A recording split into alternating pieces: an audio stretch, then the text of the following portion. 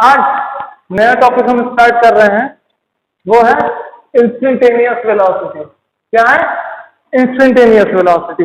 ठीक, अब instantaneous velocity क्या होता है अब ये जानिए। इंस्टेंट होता है टाइम, किसी टाइम पे हमारी वेलोसिटी क्या होगी किसी ऑब्जेक्ट की, वो हमें फाइंड करना रहता है, तो हम उसको इंस्टेंटेनियस वेलोसिटी का नाम देते हैं। और एस किसी टाइम पे ले सपोज करिए कोई पार्टिकल ऐसा मूव करता है, मुझे इस टाइम पे इसकी वेलोसिटी क्या होगी चाहिए, मुझे इस टाइम पे इसकी वेलोसिटी क्या है ये चाहिए। तो किसी एक पर्टिकुलर टाइम पे हमें अगर वेलोसिटी चाहिए किसी मतलब अगर कोई बॉडी जो है किसी कर्व पे मूव कर रही है, दैट सपोज करिए ये बोर्ड जो है प्लेन है, ये कोई कर्व है, इस पे अगर मैं ऐसे कर्व घुमा रहा हूँ तो इस टाइम पे क्या मेरी वेलोसिटी है, ये अगर मैं फाइंड करना चाहूंगा तो किससे फाइंड कर सकता हूँ, किसके कॉन्सेप्ट से?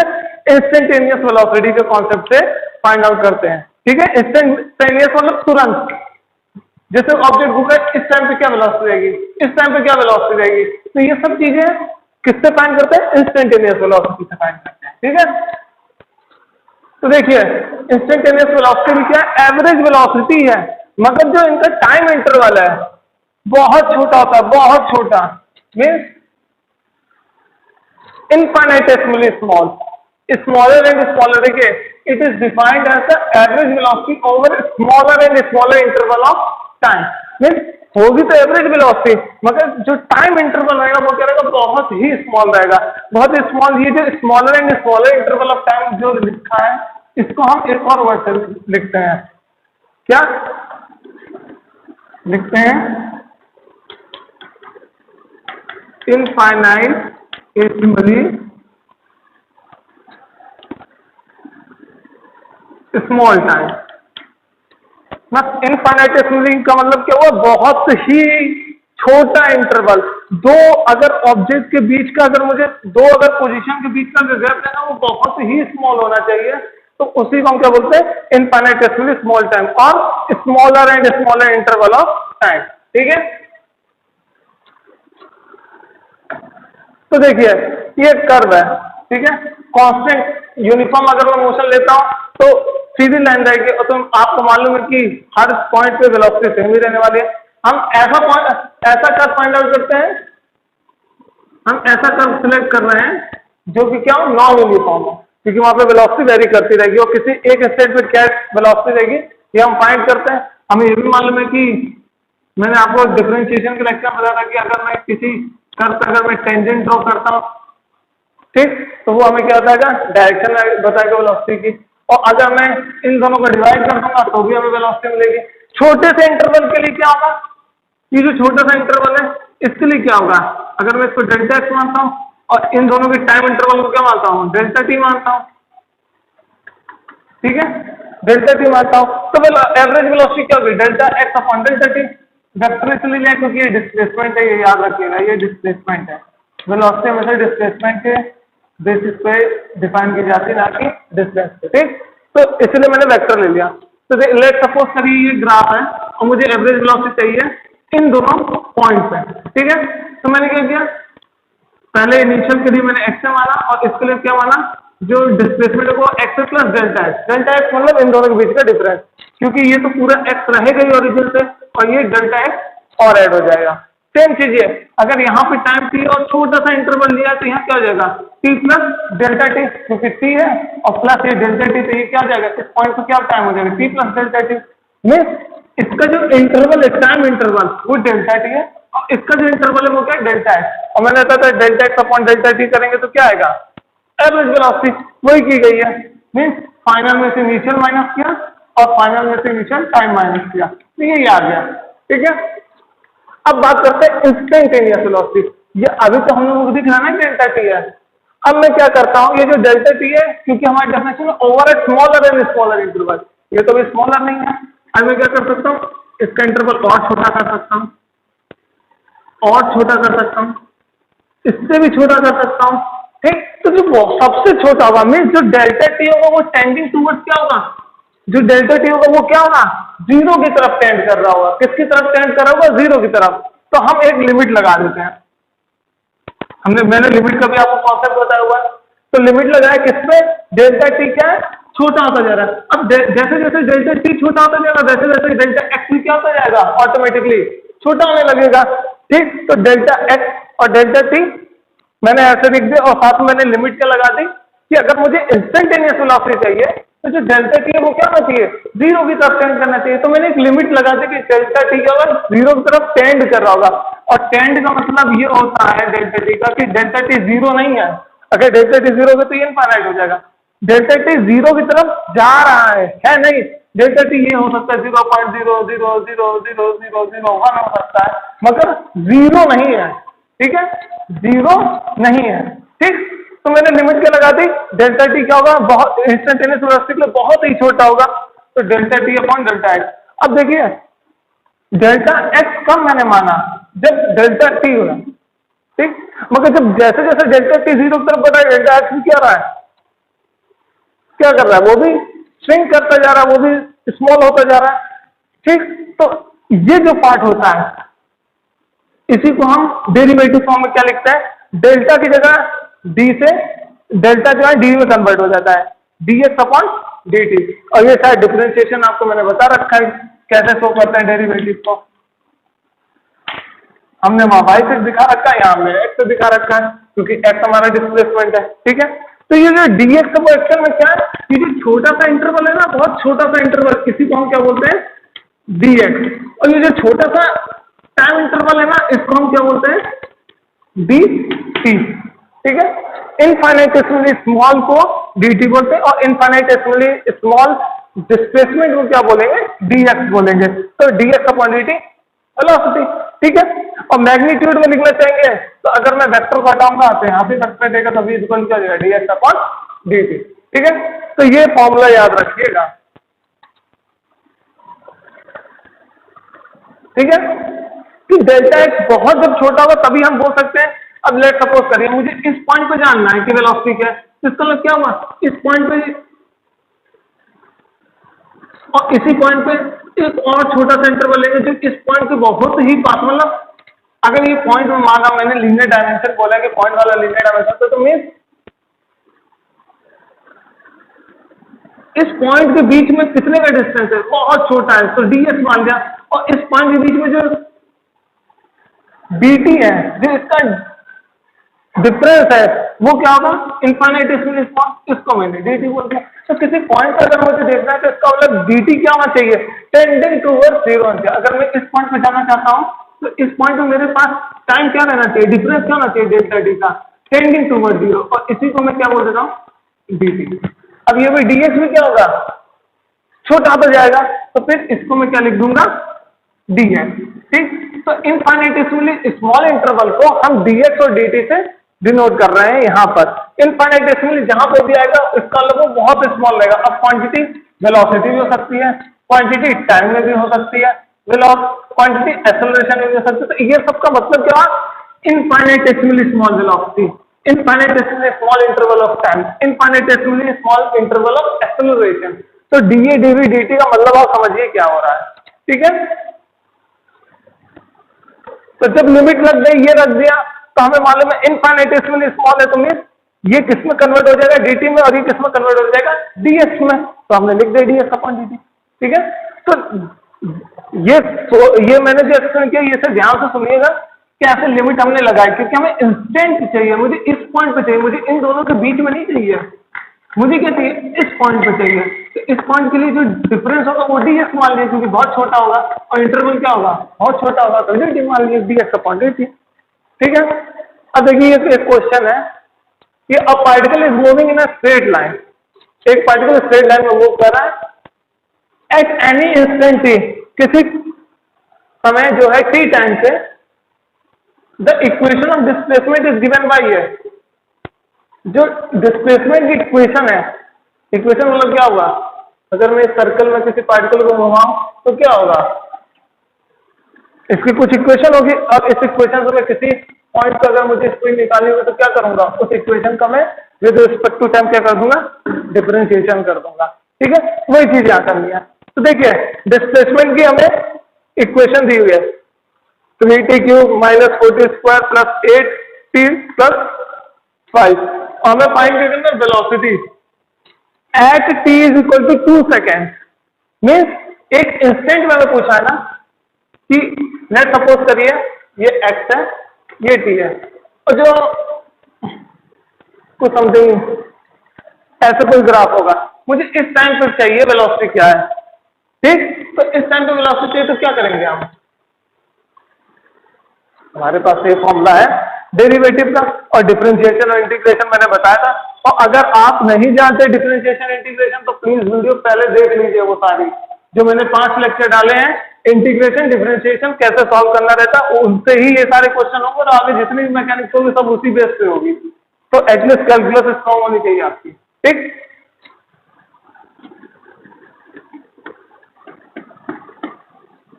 तो देखिए हमें गिवन है x is equal to 3t³ - 4d² + 8t + 5, ठीक। हमें क्या चाहिए, वेलोसिटी चाहिए। वेलोसिटी के लिए हमें मालूम है कि अगर मैं टाइम के रिस्पेक्ट में डेरिवेटिव कर दूं तो क्या होगा, वेलोसिटी मिल जाएगी। तो हम क्या लिखेंगे, differentiate above equation with respect to t। तो क्या करेंगे, dx/dt,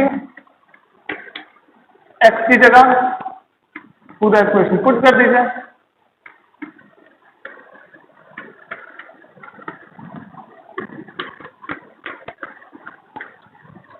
ठीक।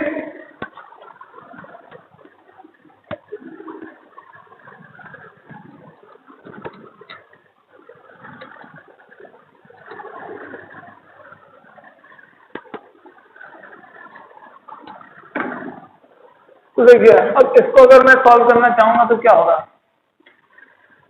इसी को हम भी बोलते हैं। तो पहले ये किस पे ऑपरेट करेगा, इस पे, प्लस इस पे, प्लस इस पे और प्लस इस पे।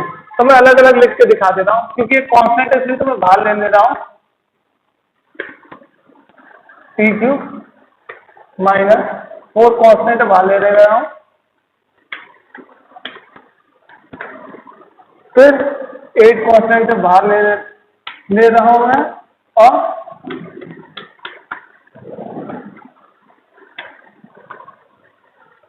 ठीक है। तो ये मैंने अलग अलग डेरिवेटिव कर दिया। इसका किया मैंने जब तो 3 बाहर ले लिया क्योंकि कांस्टेंट है, और साथ में t³ का टेबल किया, ठीक। तो ऐसे सब जगह कर दिया। अब फॉर्मूला में मालूम है क्या,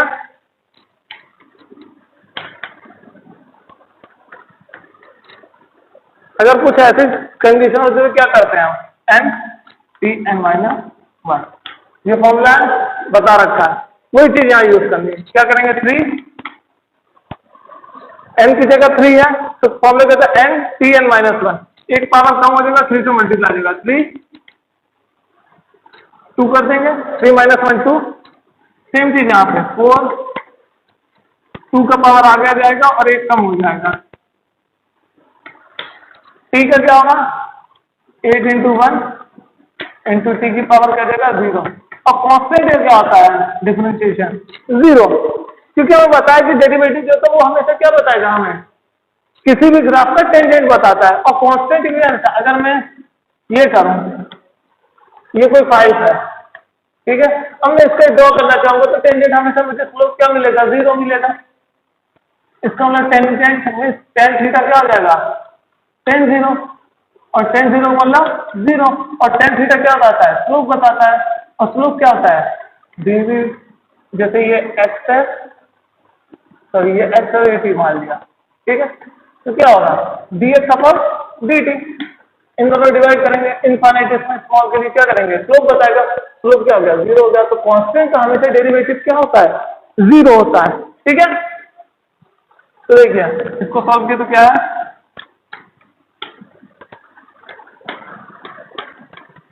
किसी की पावर 0 बनी होगा, ठीक। ये हमारी आ गई वेलोसिटी, बट हमें किस टाइम पे निकालनी है, t = 2 सेकेंड पे। तो एट t = 2 सेकेंड, तो t की जगह क्या रख देंगे, 2 सेकेंड रख देंगे।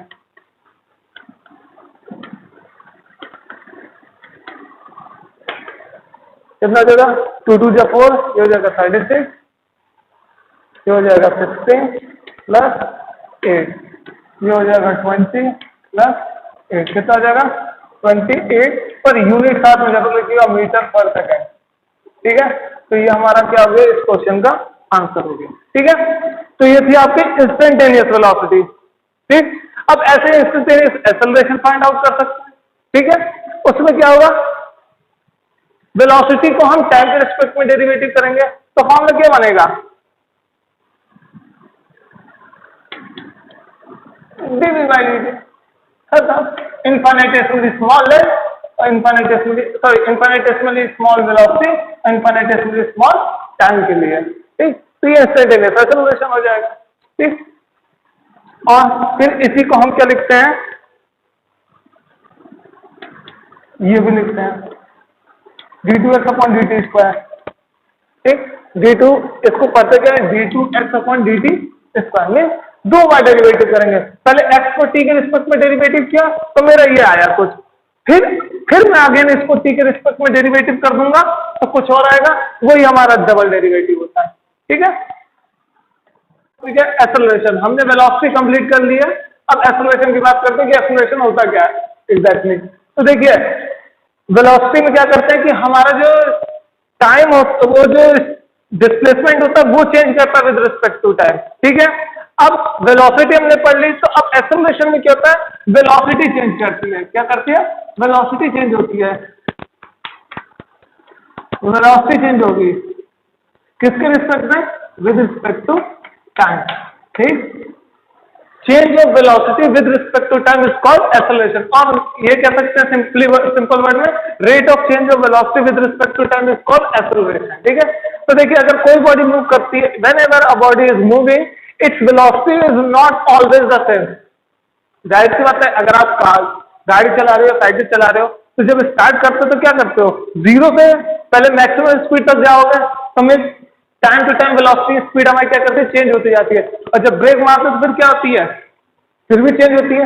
जब पॉजिटिव एक्सेलरेशन होता है तो उसे हम एक्सेलरेटेड बोलते हैं, और अगर नेगेटिव एक्सेलरेशन हुआ तो उसको बोलेंगे रिटार्डेशन। ठीक है, तो सिंपली हमारे जिंदगी जितने भी मोशन होते हैं लगभग अप्रोक्सीमेटली लगभग सारे जो मोशन होते हैं वो एक्सेलरेटेड मोशन होते हैं। ठीक है, क्या होते हैं, एक्सेलरेटेड मोशन होते हैं। अब फिर जब फ्रेम ऑफ रेफरेंस की बात करेंगे तो फिर कुछ भी हो सकता है। ठीक है, मगर स्पीड चेंज करती रहती है, डायरेक्शन चेंज होती रहती है वेलोसिटी की, तो एक्सेलरेटेड मोशन होते ही रहते हैं।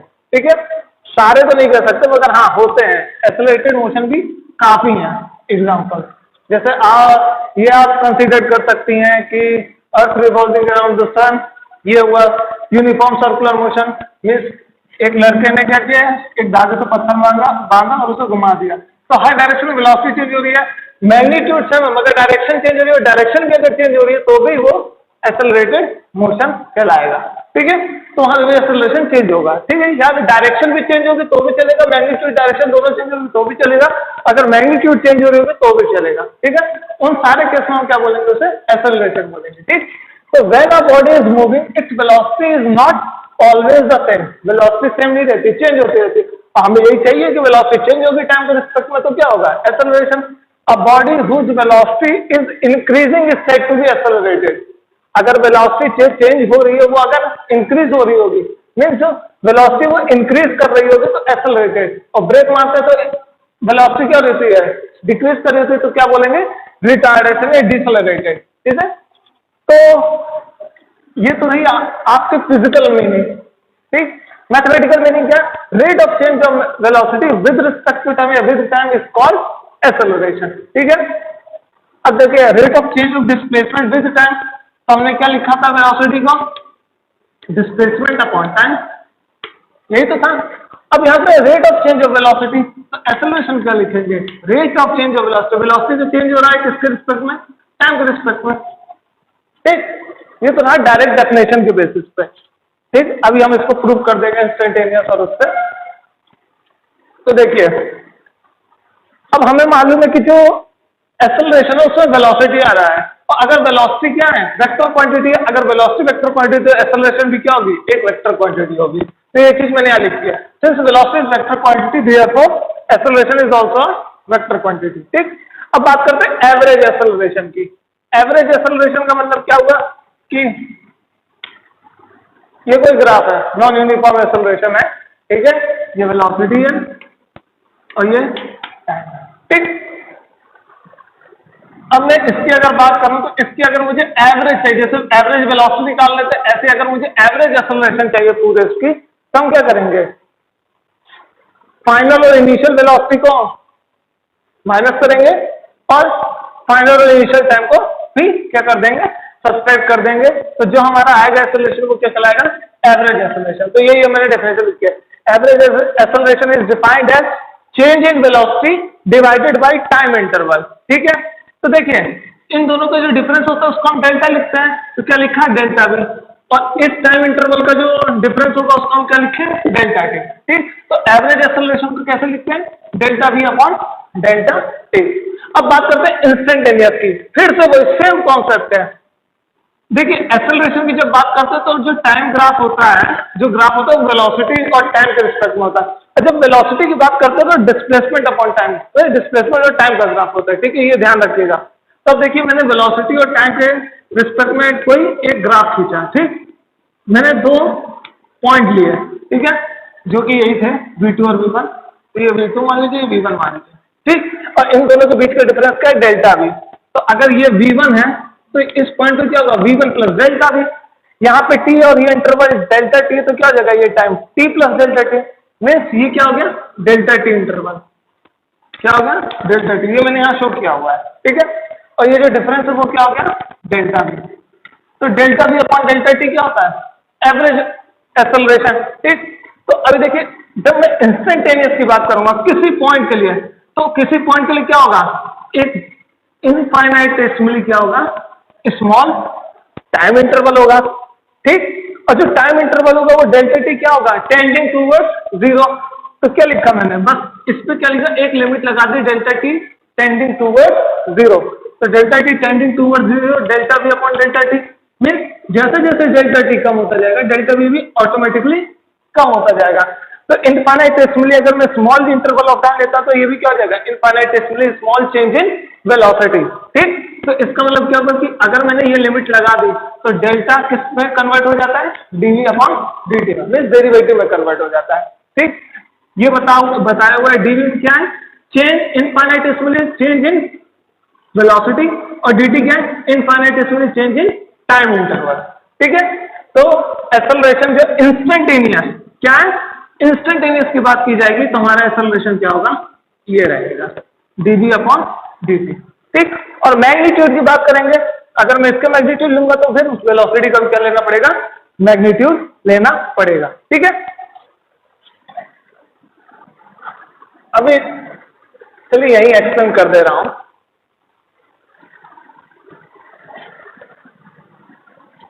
तो इंस्टेंटेनियस का आपको समझ में आ गया।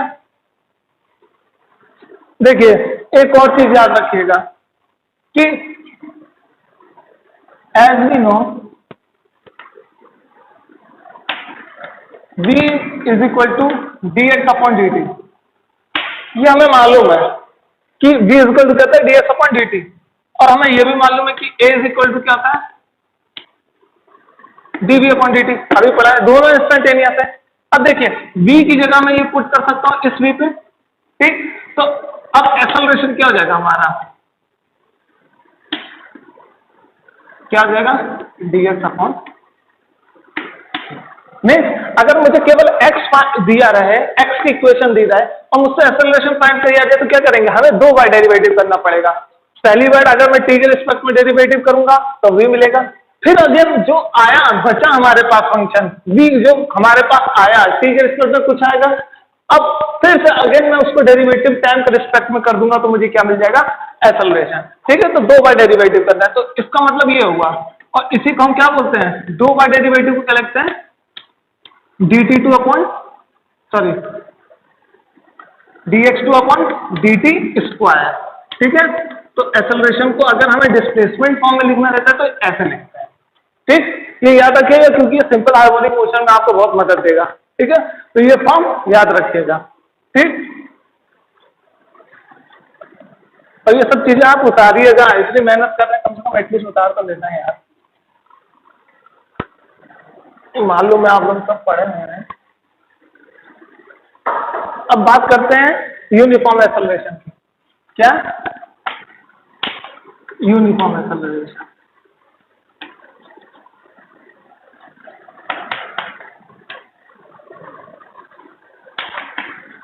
देखिए यूनिफॉर्म एक्सेलरेशन का मतलब क्या होगा कि वेलोसिटी और टाइम का ग्राफ रहेगा, और जो वेलोसिटी रहेगी वो क्या रहेगी, कुछ इस तरीके से ग्राफ रहेगा, जिसमें ये जो स्लोप रहेगा वो क्या रहेगा, हमेशा कांस्टेंट रहेगा। क्या रहेगा? कांस्टेंट। वेलोसिटी और टाइम ग्राफ में जो स्लोप देता है वो एक्सेलरेशन देगा।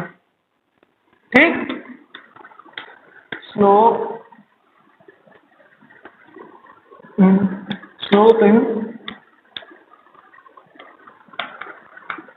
velocity time graph gives acceleration। क्या देगा? एक्सेलरेशन देगा। ठीक? तो ये जो स्लोप रहेगा, ये जो एंगल रहेगा, ठीक, tan थीटा से डिनोट करते हैं, और स्लोप को हम क्या लिख सकते हैं, डी बाई डी टी। ठीक? तो एक्सेलरेशन को एंगल से भी निकाल सकते हैं और डी बाई डी टी से निकाल सकते हैं। कभी कभार ग्राफ से भी ऐसे क्वेश्चन आ जाते हैं। ठीक? तो देखिए यूनिफॉर्म एक्सेलरेशन का क्या है कि हर यूनिट सेम इंटरवल में क्या होना चाहिए, जो एक्सेलरेशन, जो वेलोसिटी का चेंज है वो क्या होना चाहिए, सेम होना चाहिए। मीन्स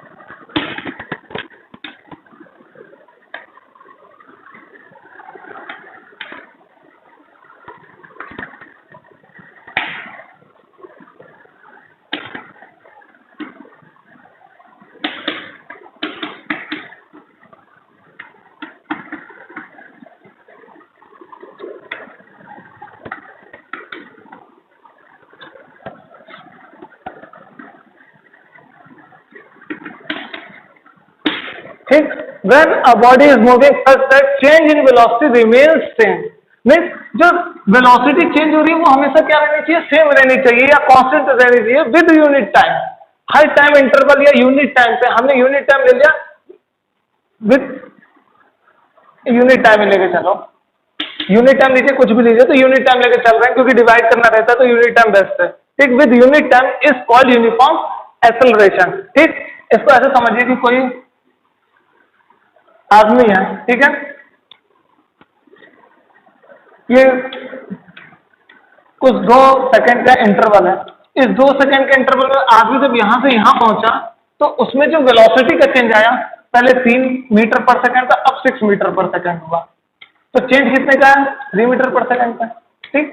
अब अगले 2 सेकंड में मीन्स जो इंटरवल होना चाहिए, यूनिट टाइम का मतलब जो इंटरवल होना चाहिए वो क्या होना चाहिए, हमेशा सेम होना चाहिए। अब अगले में 2 सेकंड में देखूं तो ये कितना जान चाहिए, अगर 9 मीटर पर सेकंड हो गया तो इसका मतलब क्या हुआ, चेंज कितना हो रहा है वेलोसिटी में, 3 मीटर पर सेकंड। इसका मतलब जो चेंज हो रहा है हर इंटरवल में, सेम इंटरवल ऑफ टाइम के लिए जो चेंज हो रहा है वेलोसिटी का वो क्या है, सेम है। यहाँ पे 3 मीटर पर सेकंड, यहाँ पे भी 3 मीटर पर सेकंड। इसका मतलब ऐसे मोशन को हम क्या बोलेंगे, यूनिफॉर्म एक्सेलरेशन। ठीक है?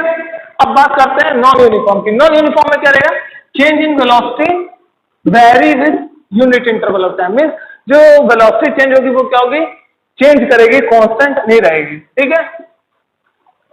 तो अभी आप देखिए,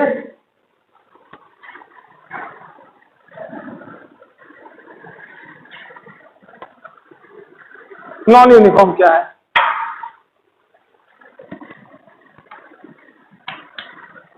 नॉन यूनिफॉर्म क्या है, when a body is moving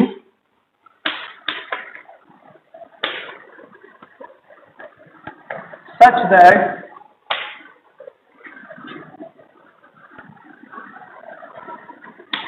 change in velocity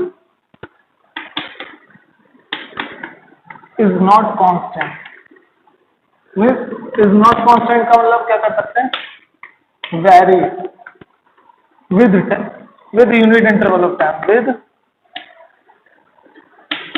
unit time is called non-uniform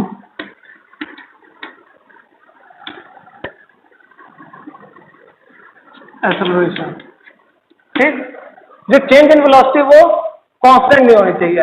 अब इसका एक एग्जांपल वैसे देख लीजिए, फिर मैं भी आपको ग्राफ समझाता हूँ। इंटरवल देखिए सेम लेना है हमें, टाइम का इंटरवल हमेशा सेम लेंगे। ठीक, तो ले सपोज ये 2 सेकेंड है, ये भी 2 सेकेंड का इंटरवल है, और ये भी 2 सेकेंड का इंटरवल है। ठीक है, पहले इसकी इनिशियल वेलोसिटी कुछ रही होगी 4 मीटर पर सेकेंड। ठीक, फिर क्या हुई 8 मीटर पर सेकेंड।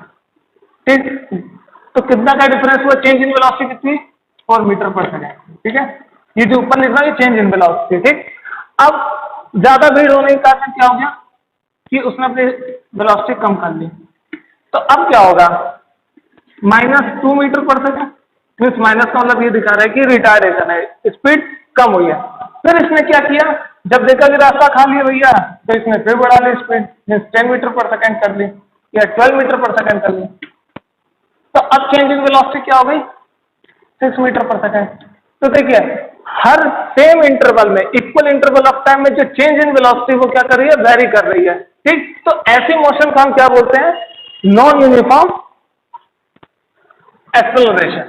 ठीक है, क्या बोलेंगे, जो चेंज इन वेलोसिटी वो सेम नहीं है, तो ऐसे को क्या बोलेंगे हम, नॉन यूनिफॉर्म एक्सेलरेशन बोलेंगे। ठीक, आपको पहले बता दें, जब भी एक्सेलरेशन की बात आएगी तो जो ग्राफ बनेगा वो वेलोसिटी और टाइम के बीच बनेगा। ठीक, तो इसका ग्राफ कुछ कैसा हो सकता है, ऐसे हो सकता है, या मैं फिर कुछ ऐसे कंसीडर कर लूं, कुछ भी हो सकता है। देखिए यहां की बात करूं, इन दोनों इंटरवल की बात करूं अगर मैं इसकी, तो देखिए यहां देखिए क्या है, स्लोप ये रहा। अब मैं यहां की बात करूं और यहां की बात करूं तो देखिए स्लोप कैसा है, कहीं कम है कहीं ज्यादा है, फिर कहीं कम है कहीं ज्यादा है, तो स्लोप आपको दिख रहा है। तो यहाँ पे देखिए, यहाँ तो पूरा ही चेंज हो गया है।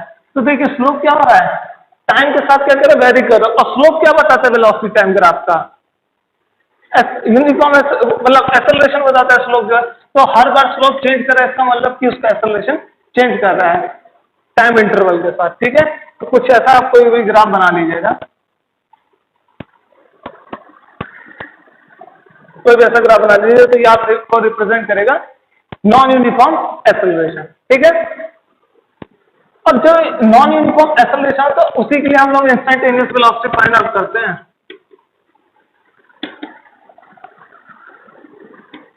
इंस्टेंटेनियस एक्सेलरेशन, और वही चीज वेलोसिटी में भी है कि नॉन यूनिफॉर्म के लिए ही हम लोग फाइंड आउट करेंगे, क्योंकि अगर कांस्टेंट हुआ, मीन्स अगर वेलोसिटी चेंज ही नहीं हो रही है, एक्सेलरेशन कांस्टेंट मतलब क्या हुआ,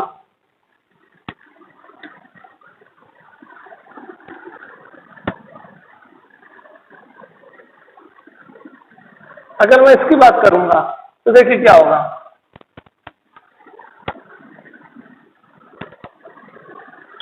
हर जगह पे क्या रहेगा, वेलोसिटी सेम रहने वाली है। ठीक है, तो जब सेम रहने वाली है तो भी ये फाइंड आउट तो कर सकते हैं, मगर हम और भी आसान तरीके से इजी वे में फाइंड आउट कर सकते हैं। मगर सबसे ज्यादा दिक्कत कब होती है, जब कोई नॉन यूनिफॉर्म एक्सेलरेशन होता है। तो उसके लिए क्या होता है कि स्लोप क्या होता है, हर बार वेरी करता है, तो उसके लिए हम लोग इंस्टेंटेनियस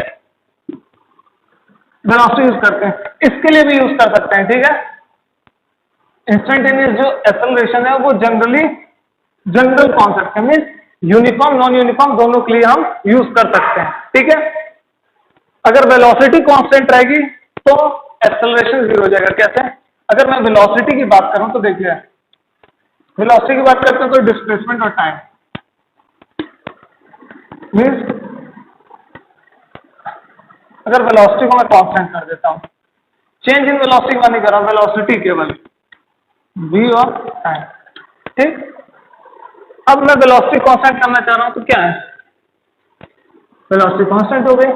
अब मैं इसका एक्सेलरेशन निकालूंगा तो क्या निकालूंगा, देखिए चेंज इन वेलोसिटी क्या होगी, दोनों तरफ वेलोसिटी क्या है, सेम। तो चेंज इन वेलोसिटी क्या होगी मेरी? चेंज इन वेलोसिटी क्या होगी? अगर वेलोसिटी कांस्टेंट है तो चेंज इन वेलोसिटी क्या रहेगी? 0। और चेंज इन वेलोसिटी 0 रही तो एक्सेलरेशन क्या हो जाएगा? 0। और वही चीज हमें मालूम है कि एक्सेलरेशन क्या होता है? dv/dt। अगर v क्या है? कांस्टेंट है। क्या है? कांस्टेंट। और कांस्टेंट का जो वो होता है, डेरिवेटिव होता है कांस्टेंट का, वो क्या होता है? 0। वही चीज ये शो कर रहा है, वही चीज वो शो कर रहा है मैथमेटिकली। ठीक है, तो जो मैथमेटिकल अप्रोच और हमारा थ्योरेटिकल अप्रोच है, दोनों क्या है? सॉरी, मैथमेटिकल अप्रोच और एनालिटिक अप्रोच जो है हमारा, वो दोनों क्या है? सेम सेम आ रहा है। ठीक है, ग्राफिकल और एनालिटिकल। ठीक है, तो इसी के साथ आपका एक्सेलरेशन खत्म हो गया। अब हम लोग अगले लेक्चर में बात करेंगे इक्वेशन ऑफ मोशन की। ठीक है, इक्वेशन ऑफ मोशन की, और उसमें पूरा इंटीग्रेशन और डिफरेंशिएशन इन्हीं सबके काम है।